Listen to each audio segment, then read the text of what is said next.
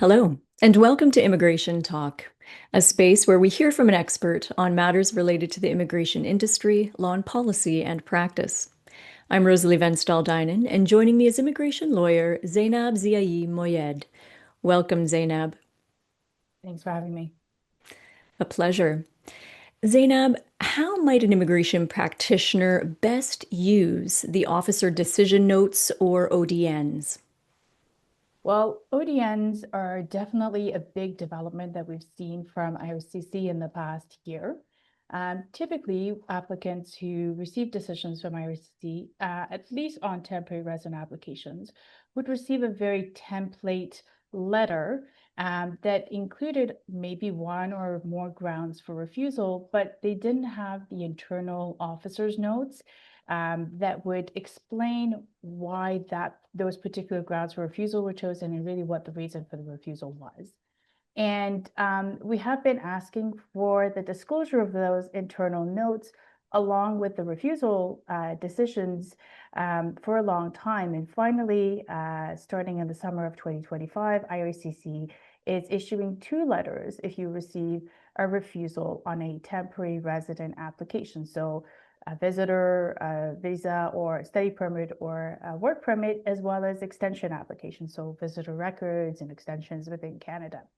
Um, and those internal officer's notes, or the ODN's officer's decision notes, now come in that second letter that accompanies the decision that you receive, and they're dated the same date. And on one hand, it's, I think, a good improvement. We certainly are getting disclosure in a much more timely manner. So what would usually happen before is that applicants would receive their refusal. They are very generic in terms of those refusal grounds, purpose of your trip, or family ties, things like that.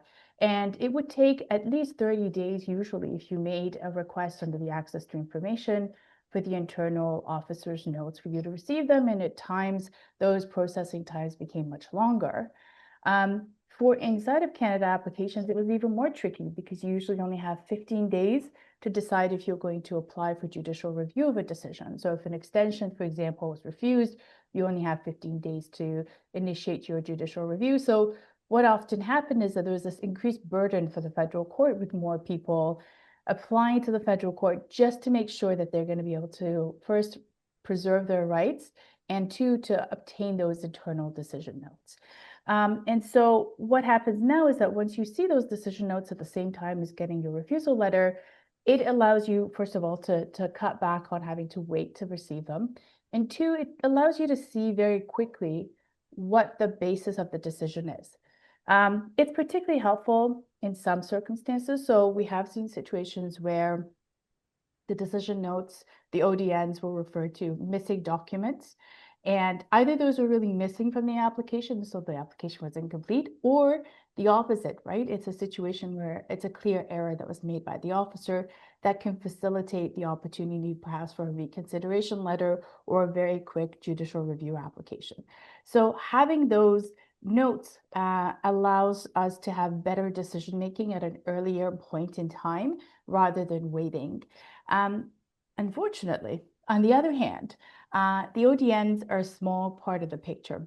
And Rosalie, you and I have had conversations about this over the last year or two in terms of the limitations that we see in terms of the increasing use of tools such as Chinook and automation in terms of the quality of the internal officer's notes anyway. And what we're seeing at this point is that those ODNs that we see on these refusal letters that are coming to applicants are just a copy paste of the Chinook generated refusal notes. So the quality of those notes are still very questionable. Oftentimes, they're not speaking to the actual issues that are at play in the application, and will often be quite generic.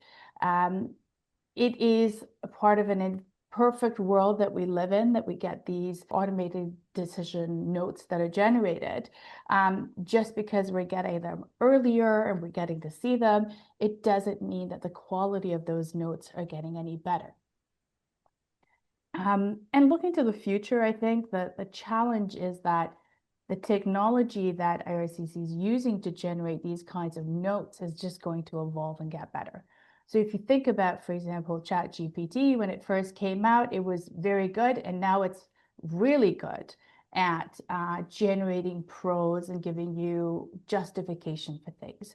So if we think about the development of IRCC's internal tools, particularly when we think about the digital platform modernization, the master portal that they want to bring online in the coming year or years, what I think we're going to see is that there'll be more disclosure, much the same way as we see ODNs, and potentially a lot of those reasons, because they're using more advanced AI and technology on the back end, will sound very logical and based on the facts, but they're not necessarily a reflection of a human decision maker actually looking at an application, weighing the evidence, and making a determination. And so ultimately, we don't really know why a decision is accepted or refused. We will have some notes to go by, but not necessarily something that will allow us to go back and improve an application that's been refused to be able to reapply. But as of now, I still think the ODNs are generally a positive development because of the timing aspect of this imperfect system that we have, and the way that decisions are being made, supplemented with the use of a lot of technology. At least we're getting to the internal officers' notes one step faster and able to move and decide on other options that applicants have a little bit more quickly. Well, thank you, Zeynab, for walking us through this development, as well as some of the considerations and impact of the ODNs. Thank you. You're welcome. Let's talk again.